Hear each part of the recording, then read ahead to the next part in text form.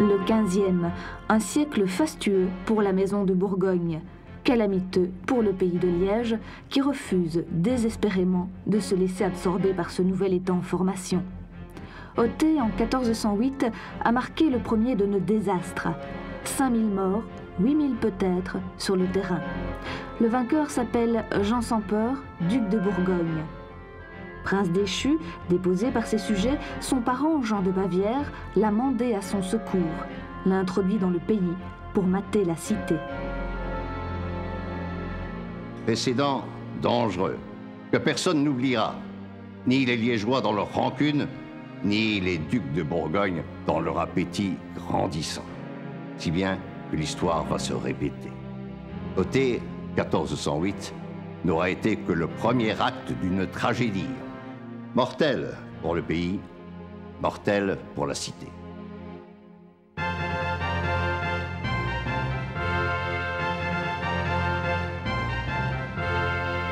Mais non, les Liégeois ne sont pas encore en 1468. Il faut laisser du temps au temps. 20 ans après Othée, les Liégeois, imaginez-vous, se souciaient-ils beaucoup des futures années 60? Certainement pas. 20 ans après Othée, les Liégeois respirent. Leurs libertés ont été rétablies. La paix de Fex, la démocratie restaurée. Et surtout, une nouvelle génération a poussé. Le prince-évêque actuel s'appelle Jean de Heinsberg. Voici son effigie la plus authentique. Cet homme est un bon vivant, plus jouisseur qu'agressif. Le peuple ne le détestera pas. Il va régner longtemps, de 1419 à 1455. Que dire de lui? 2 ou 3 choses, peut-être.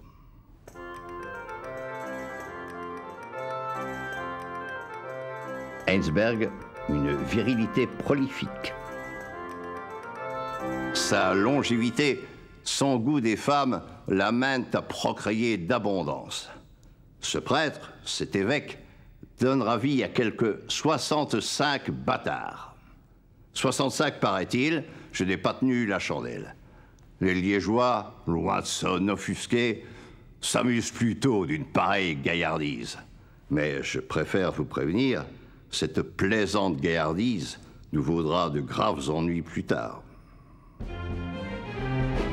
Heinsberg, un taxateur malmené.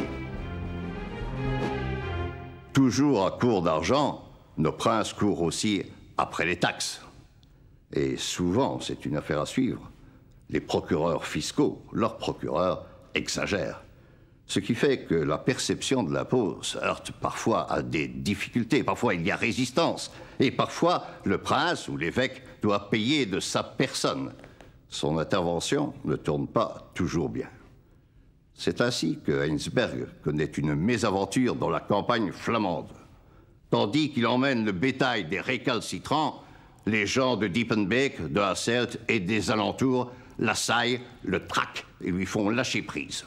Ils crient, dans leur patois, « Tuons ce prêtre qui nous vole et nous appauvrit tous ».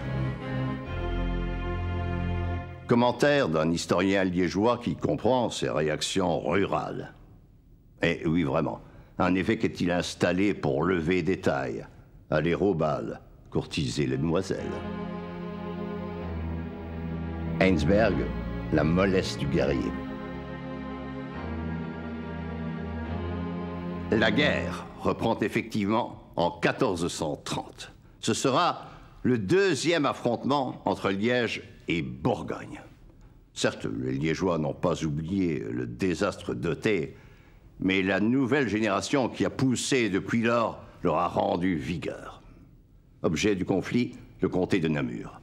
Le vieux comte de Namur a vendu son domaine au duc de Bourgogne. Le duc de Bourgogne, ce n'est plus Jean sans peur. Le vainqueur d'Othée, qui avait autrefois commandité l'assassinat de son rival, Louis d'Orléans, a péri lui-même en 1419, assassiné à son tour sur le pont de Montereau. Son successeur s'appelle Philippe le Bon. C'est lui qui fait occuper le Namurois. Les Liégeois ne vont pas supporter cette occupation. Pour eux, la Meuse est un enjeu stratégique, une artère vitale. Ils dominent son cours de Dinan à Visé, sauf l'enclave namuroise, évidemment. C'est dommage, mais tant que Namur est namuroise, il ne s'agit encore que d'un inconvénient. Que Namur devienne bourguignonne, l'inconvénient se transforme en danger. Alors, les Liégeois envahissent le comté de Namur. D'où leur vient cette audace? Elle s'explique du fait que le duc de Bourgogne est fort occupé ailleurs, du côté de Compiègne. Et vous connaissez qui le retient là-bas. Une jeune fille, une pucelle, dont l'aventure est si extraordinaire qu'on l'attribuerait plus volontiers à la légende qu'à l'histoire. Mais les événements sont récents, les documents nombreux et incontestables, Jeanne d'Arc a bel et bien existé. Sa trajectoire fulgurante a dû faire sensation à Liège, comme ailleurs en Europe. On sait que cette bergère lorraine, née aux sources de la Meuse, inspirée par des voix, est accourue au secours du gentil dauphin désemparé, qui ne régnait plus qu'au sud de la Loire et encore. On l'appelait par dérision le roi de Bourges. On sait qu'elle l'a emmené à Reims pour l'y faire sacrer roi, roi de France. Charles VII, roi de France. Il se montrera envers elle fort ingrat. On sait qu'elle a libéré Orléans. On sait qu'elle a défait les troupes anglaises en pleine Beauce, à Patay, etc. Alors, si les Anglais ne sont pas invincibles, pourquoi leurs alliés bourguignons le seraient-ils? On prétend que la question excite les esprits à Liège. En tout cas, la campagne liégeoise dans le Namurois est aussi ravageuse que confuse. 2 forts enlevés, Poil-Vache et Golzine, 17 moulins détruits, 300 villages brûlés. Les Liégeois s'obstinent contre Bouvigne, la rivale de Dinan, là en face, de l'autre côté de la Meuse. Ils en oublient d'occuper Namur, qui pourtant est à leur portée. N'importe quel chef de guerre l'aurait fait, paraît-il, mais Heinsberg n'a rien d'un chef de guerre. Et bientôt, il abandonne, il s'incline. Parce que Bourgogne, par héritage, s'est rendu maître du Brabant. L'étau se resserre, en effet. Coincé entre le Brabant, le Limbourg et le Namurois, désormais bourguignon, Liège doit plier genoux. Heinsberg implore la paix. La campagne de Namur n'aura pas été la revanche de Thé. Elle n'aura pas non plus sauvé Jeanne d'Arc. Prise devant Compiègne, elle sera brûlée à Rouen comme sorcière le 30 mai 1431. À défaut de sauver la sorcière ou la sainte, elle sera réhabilitée en 1456, puis canonisée au début de ce siècle. Les Liégeois, du moins, ont contribué à sauver la ville qu'elle défendait. Forcés de se rabattre avec des forces sur la Meuse, les Bourguignons ne parviendront jamais à s'emparer de Compiègne. Mais Namur va rester bourguignonne. Et en fin de compte, l'offensive liégeoise se solde par un échec. Néanmoins, il n'est pas accablant. Il prouve au contraire que Liège, 20 ans après Othée, a récupéré sa fierté, son dynamisme, son humeur belliqueuse. Heinsberg, une démission déplorable. Le prince évêque de Liège se fait vieux. Il se sent là, fatigué de ses ennuis. Malgré ses 65 bâtards, il n'a pas d'héritier. À quoi bon continuer encore? Pourquoi se fatiguer à louvoyer sans cesse entre France et Bourgogne? Certes, il connaît les ambitions bourguignonnes et il s'en méfie. Pourtant, c'est à la cour de Bourgogne qu'il séjourne de préférence. Son luxe et ses fastes lui plaisent. C'est dans l'entourage de Philippe le Bon, qui se fait vieux lui aussi, qu'il trouve un certain réconfort. Et surtout, dans l'intimité de son épouse. La voici. d'Isabelle de Portugal. De son intimité avec Heinsberg, il ne convient de parler qu'en tout bien et tout honneur. Le contraire serait fort dangereux, ainsi que l'avenir va le montrer. Quant aux intentions du mari, elles apparaissent d'autant plus inquiétantes qu'elles ont changé d'objet.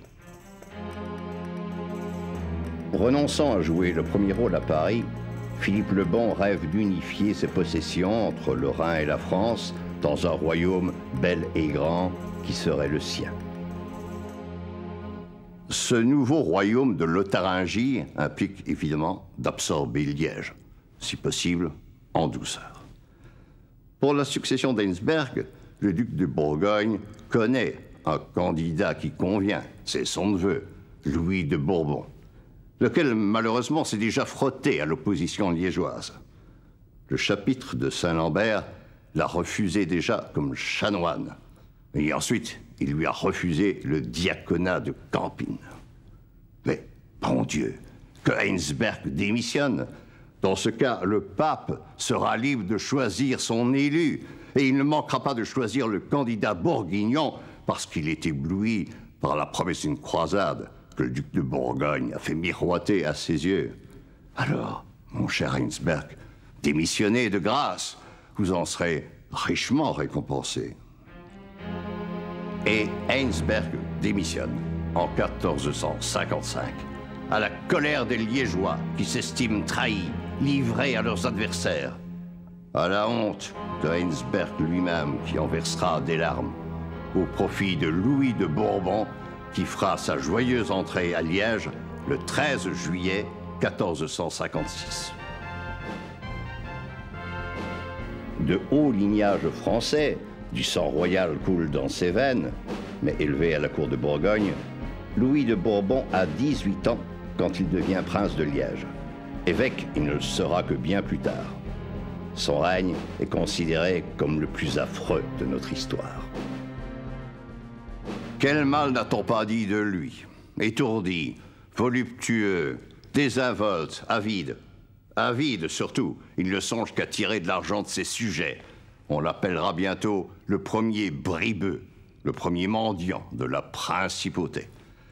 Et à coup sûr, ses procureurs fiscaux exagèrent. Et là, dans la campagne flamande, une résistance s'organise. Heinsberg avait connu le phénomène. Des bandes de jeunes, soutenus parfois par des nobles, se plaisent à rosser, à fouetter les procureurs du prince, d'où le nom qu'on leur attribue. Les Klöppeslagers, en français, les fustigeants.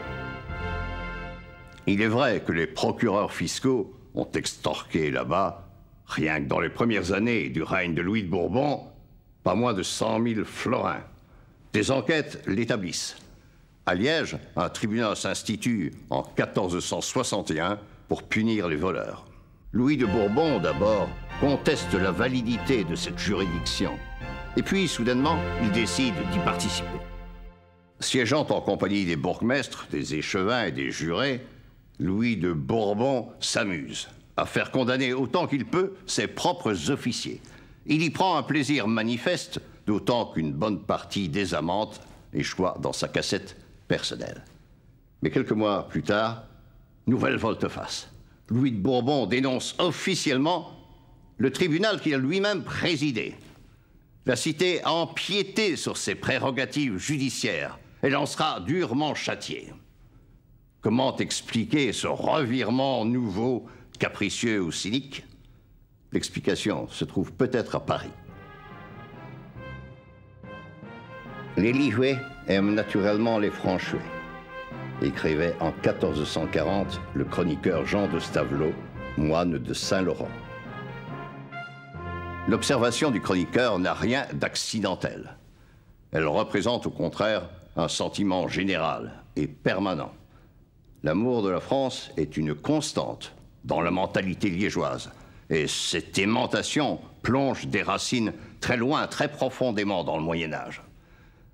À l'époque, elle se concrétise déjà par divers traités de commerce et d'alliance. Le plus récent a été signé par Charles VII en 1460. Le roi de France prend Liège sous sa protection et se porte garant de ses libertés. Louis de Bourbon, évidemment, ne l'ignore pas, et il se frotte les mains quand il apprend, en juillet 1461, que Charles VII est mort et que le dauphin Louis va monter sur le trône. Car le dauphin Louis, en révolte ouverte contre son père, vivant depuis des années à la cour de Bourgogne, était très mal considéré des Liégeois. Le dauphin, notoirement, leur en gardait rancune. Aussi, Louis de Bourbon ne manque-t-il pas de malice lorsqu'il incite ses sujets à envoyer une délégation à Paris pour saluer le nouveau souverain. Il escompte une rebuffade, et la délégation liégeoise, d'ailleurs, éprouve quelques inquiétudes. Elle a tort. Couronné, le dauphin révolté s'est métamorphosé en roi de France. Sa Majesté Louis XI reçoit merveilleusement les Liégeois. Banquet officiel, festivités, tous les traités antérieurs sont confirmés, avec éclat. Déçu dans son calcul, dépité par la chaleur d'un accueil auquel il n'a pas été convié, Louis de Bourbon va se hérisser davantage contre ses sujets et ses villes indociles. Il jette l'interdit sur la cité de Liège et quelques autres.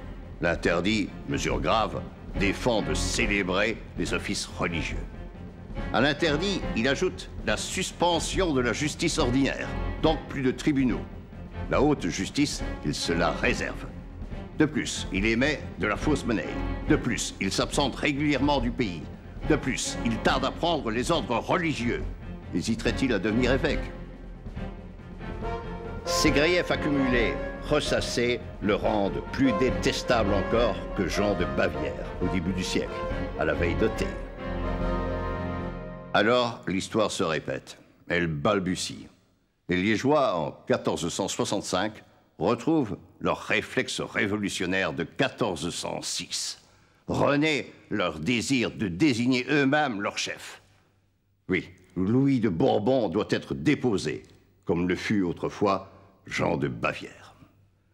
L'affaire sera rondement menée par un certain Ras de Hers, Thiois d'origine, vieil ami des Kluperslagers, les fustigeants. Ras de Hers est maintenant bourgmestre de Liège et chef de la très puissante corporation des Fèvres, des forgerons.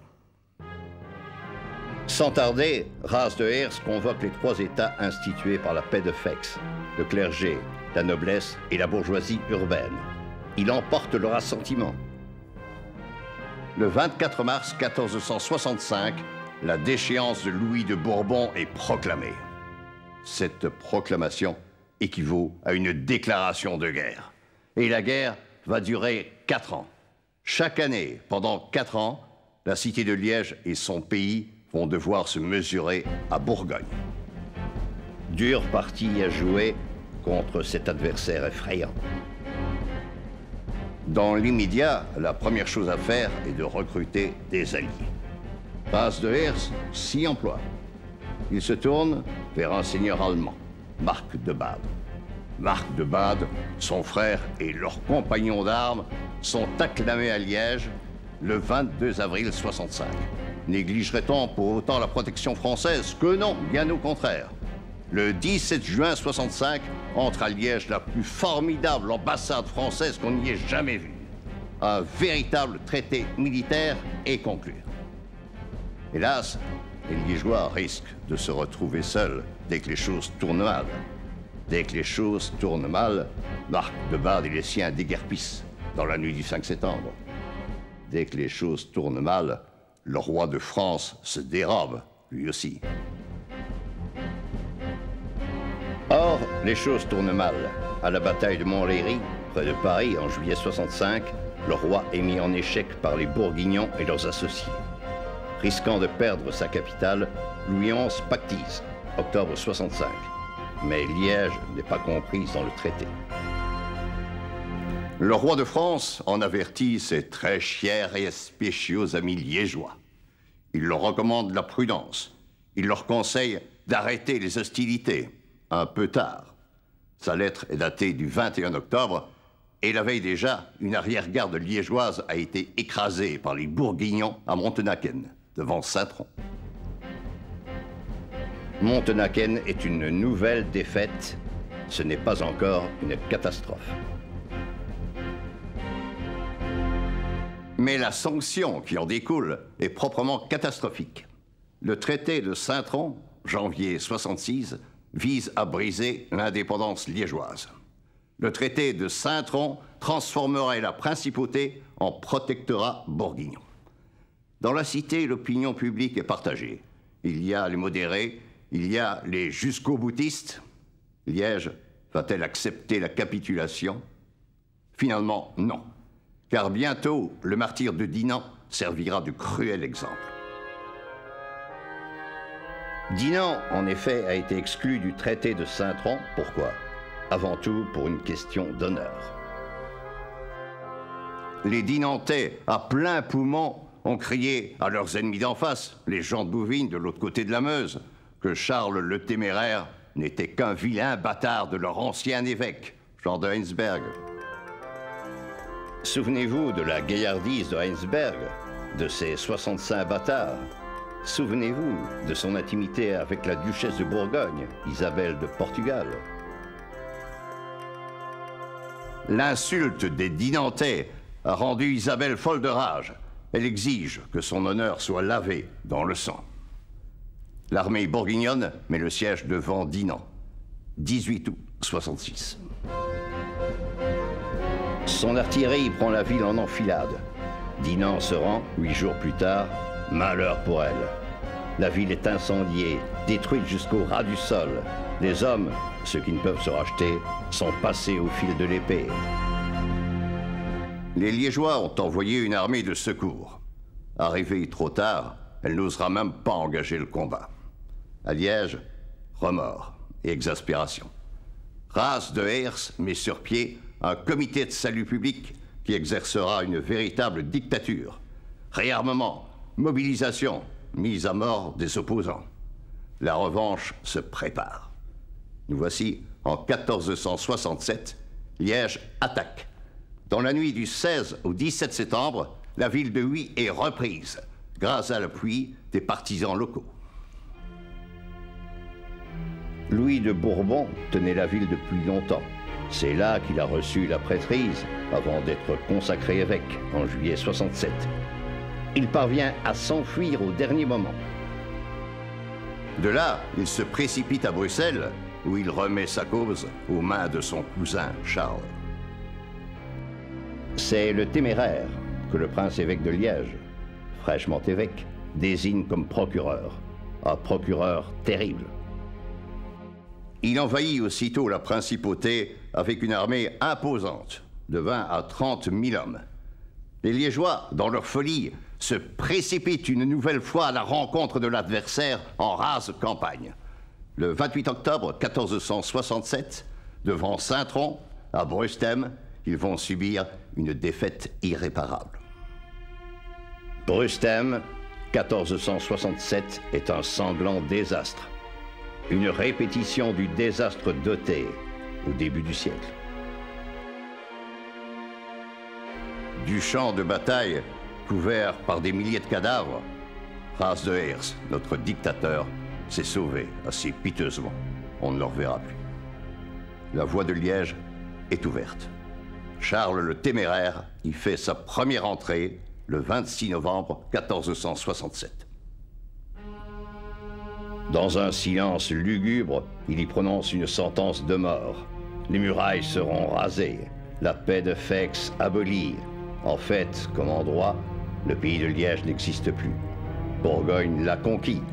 Et, pour que nul ne l'ignore, le perron, symbole des libertés liégeoises, est arraché de la place du marché, transporté à Bruges, où il sera exposé en guise de trophée. À la fin de 1467, la cité et le pays ont touché le fond de l'abîme. D'où leur viendrait la force de résister encore. Incroyablement, elle émerge des campagnes. Elle surgit des campagnes flamandes d'abord, et puis elle se répand. Un peu partout, des groupes s'organisent, se constituent. Ils harcèlent les Bourguignons, les occupants. Ils coupent leurs communications. Ces maquisards, ce sont des coulevriniers. L'arme qu'il porte à l'épaule s'appelle une coulevrine, un fusil primitif, un tube qui s'allume avec une mèche.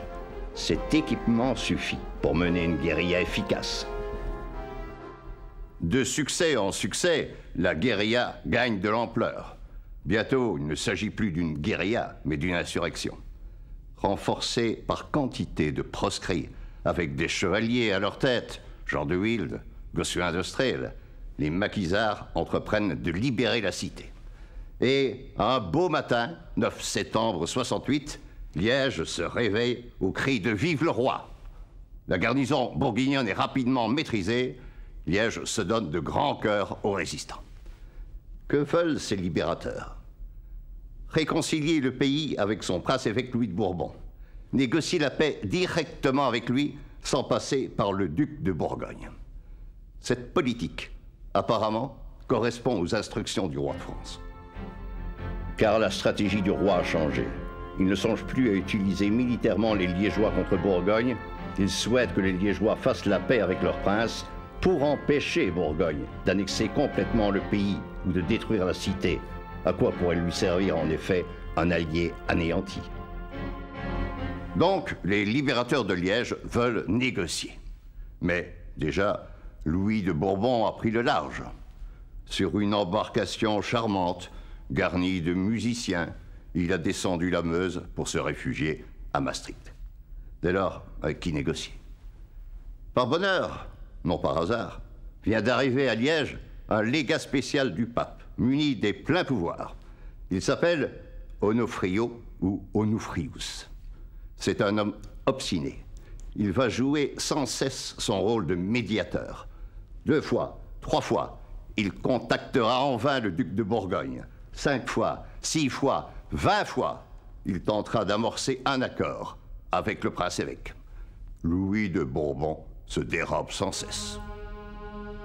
Car il est viscéralement terrorisé par son cousin le Téméraire, qui ne veut pas entendre parler de paix, qui veut casser les Liégeois à tout prix. Excédé, le légat Onofrio menacera d'excommunication le prince-évêque de Liège. Tu es témoin de tous les efforts que j'ai faits au nom du Saint-Siège pour te réconcilier avec tes sujets. Tu as vu que j'étais parvenu à des résultats inespérés. Aujourd'hui, ce ne sont plus tes sujets, c'est toi qui es ennemi de la paix. Si tu refuses de te réconcilier avec eux, par peur des princes étrangers qui ont soif du sang de ton peuple, il ne me reste plus qu'à me retirer et à voir si je ne dois pas t'infliger les peines canoniques que tu as encourues pour avoir laissé dépouiller ton église. Dommage qu'Onofrio n'ait pas utilisé l'arme suprême dont il disposait. Dommage qu'il ait laissé passer l'occasion. S'il avait excommunié Louis de Bourbon, octobre 68, les Liégeois sont exaspérés. Ils conçoivent un projet audacieux, s'emparer de leur prince-évêque, lequel séjourne actuellement à Tongres. 2 villes différentes et distantes, Tongres et Péronne, seront le théâtre d'un week-end bouleversant. Samedi 8 octobre. Le prince-évêque Louis de Bourbon et le légat du pape Onofrio poursuivent à Tongres leurs infructueux entretiens. Dimanche 9.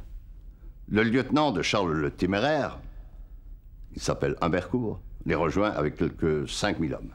Et Humbercourt propose à Onofrio d'assister à l'assaut de Liège qu'il projette pour le lendemain. Refus indigné du légat. Dimanche 9 toujours, au soir, une armée liégeoise, commandée par Jean de Wilde, contourne Tongres et l'encercle discrètement. Lundi 10. Les Liégeois s'emparent de Tongres pendant la nuit. Leurs coulevrines tiennent les rues sous leurs tirs. Humbercourt est fait prisonnier. Jean de Wilde, après discussion, le laisse partir. Lundi 10, au matin, le prince-évêque de Liège, accompagné du légat Onofrio, est ramené dans la ville de Liège. Accueil enthousiaste, vraiment allégresse populaire, acclamation. Dimanche 9 octobre, Louis XI arrive à Péronne, escorté d'une simple garde d'honneur, pour négocier avec Charles le Téméraire. Péronne, à 120 km de Paris, est une place bourguignonne. Le roi de France se croit protégé par sa qualité de suzerain et par le sauf-conduit qu'il a obtenu par surcroît de prudence. Lundi 10. Inquiet des remuements militaires qu'il constate autour de lui, Louis XI se réfugie dans un donjon inconfortable. Le Téméraire déjà envoie une partie de son armée vers Liège, et alors cependant qu'il n'a encore aucune nouvelle de la prise de Tongres. Mardi 11. Les nouvelles de Tongres parviennent à Péronne. Folle colère du duc de Bourgogne, il écume de rage. Son lieutenant Humbercourt, son cousin, le prince-évêque Louis de Bourbon, ont été égorgés, prétend-il. Il en accuse le roi de France. Physiquement menacé, Louis XI accepte de le suivre à Liège et d'assister au châtiment de la ville. À Liège, la réconciliation bat son plein. Louis de Bourbon admet certaines erreurs de sa part. Il fait des promesses. Le peuple l'applaudit et lui jure serment. Grande fête pour célébrer la paix retrouvée. Quelle paix! Le Téméraire approche à grands pas. Déjà, une arrière-garde liégeoise s'est laissée surprendre à Lantin. 500 morts. Effrayés, les Liégeois envoient leur prince-évêque et le légat Onofrio comme ambassadeur, 22 octobre. Onofrio sera saisi, dépouillé, contraint de se réfugier à Maastricht sans avoir pu joindre le Téméraire. Quant à notre prince-évêque, il plaidera vaguement en faveur de Liège auprès de son cousin. Peine perdue, mission d'ambassade vite oubliée. Quelques jours plus tard, Louis de Bourbon participera activement au siège de sa cité. Il y brillera en première ligne. Je vous présente Messire de Comines, grand écrivain, grand diplomate, assez traître. Il passera du service de Bourgogne à celui du roi de France. Pour l'heure, il reste un intime de Charles le Téméraire, dont il partage la chambre. Il nous raconte les appréhensions qu'éprouve le duc de Bourgogne, installé sur les hauteurs de Saint-Walburge, guettant sa proie. C'est ennuyeux quand même que Louis XI occupe la maison voisine. Charles continue à se méfier du roi de France. Ne pourrait-il s'enfuir, ou descendre dans la ville, ou l'attaquer même soudainement avec sa garde? Encore bien qu'il existe entre les deux maisons une grange, et Charles s'empresse de la faire occuper par 300 de ses hommes d'élite. Et puis, il faut quand même se méfier aussi des Liégeois. Leurs murailles sont en partie ruinées et détruites. Mais donc, ils peuvent saillir de n'importe où. Malgré sa supériorité écrasante, le Téméraire a raison d'être inquiet. Les Liégeois, en effet, vont saillir. Le 26 octobre, avant l'aube, Jean de Wilde assaille les Bourguignons dans le faubourg Saint-Léonard. 800 Bourguignons sont exterminés. Le succès est retentissant, mais il le payera de sa vie. La main droite tranchée, il va mourir exsangue en rampant vers la ville. Nouvelle saillie, nouvelle sortie, 3 jours plus tard. C'est l'héroïque commando des Franchimontois. Non, ils n'ont jamais gravi ces escaliers. Ils sont montés par un chemin plus oblique, par Fontpirette. Par Fontpirette, Gossuin de Strel va pénétrer sans bruit jusqu'au cœur du camp bourguignon, avec quelques centaines d'hommes, dont les Franchimontois, bien sûr. Silence, la nuit est propice, se glisser jusqu'au logis du roi, jusqu'à celui du duc, les saisir par surprise, et tout à coup, malheureusement, le silence se déchire. Bruit, vacarme, combat désespéré, reflux. La tentative a échoué de quelques dizaines de mètres, à peine. L'ultime sursaut des Liégeois expire sur le seuil du Téméraire. Qu'importe à présent les démarches que le roi de France a multipliées pour éviter l'assaut. qu'apporte même le dernier carré de combattants que dirige encore Gossuin de Strel. Il protégera jusqu'au bout la population qui évacue par le pont des Arches. Capturé, Gossuin sera décapité aussitôt. Liège n'a plus de défenseur. Les massacres commencent le 30 octobre, dès la prise de la ville. Viols, égorgements, noyades, 3 à 5 000 victimes. Le pillage sera plus systématique que les tueries. Tout ce qui a de la valeur est enlevé. Ce qui ne peut être enlevé est détruit. Chariots et bateaux emportent vers Flandre ou Bourgogne le patrimoine liégeois accumulé à travers des siècles. Ainsi, la richesse de Liège s'éloigne et s'éparpille à jamais. Le sac, l'incendie seront plus systématiques encore. Durant 7 semaines, des équipes d'incendiaires et de démolisseurs s'appliquent à la besogne. Le pont des Arches est abattu. On ne doit épargner que les églises. À 4 lieues de distance, écrit Comines, nous entendions le bruit comme si nous étions sur place. Et le rougeoiement du ciel, paraît-il, est visible la nuit jusqu'à Aix-la-Chapelle. Mais la vengeance du téméraire ne s'arrête pas à la cité. Il ravage méthodiquement le pays de Franchimont. Les forges, les moulins, les maisons, tout y passe. Malgré les rigueurs d'un hiver précoce, il se plaît à la chasse aux fugitifs. À travers les forêts, il se plaît à traquer l'homme. Comines, qui rapporte les faits, arrête son récit sur la vision d'une femme morte de froid à côté de l'enfant qu'elle vient de mettre au monde. Serait-ce un sentiment de remords, une volonté de réparation qui aurait poussé le téméraire, quelques années plus tard, à offrir ce somptueux reliquaire à la cathédrale de Liège? Non, sans doute, car l'ouvrage a été commandé dès 1466, bien avant le sac, et il était clairement destiné à la cathédrale Saint-Lambert. Ciselé dans l'or pur, rehaussé des mots, ce reliquaire admirable nous présente Charles, agenouillé devant Saint-Georges, en armure lui aussi, qui se découvre de son casque dans un geste de salutation. On peut l'interpréter ainsi. Le téméraire tient en main un réceptacle fait en cristal de roche, qui contiendrait ou contient un doigt du saint patron de Liège, l'évêque Lambert, assassiné au début du 8e siècle. La relique, c'est le doigt de Lambert. Et le splendide reliquaire, qui rayonne d'orgueil bien plus que de piété, est le seul cadeau que le téméraire nous ait jamais accordé. Et maintenant, qu'est-il advenu de Liège? Elle n'a pas été complètement détruite, mais le centre et beaucoup de quartiers ne forment plus qu'un amas de ruines. Appauvrie, désertée, la cité ne va récupérer 10 ans après que la moitié de sa population d'avant.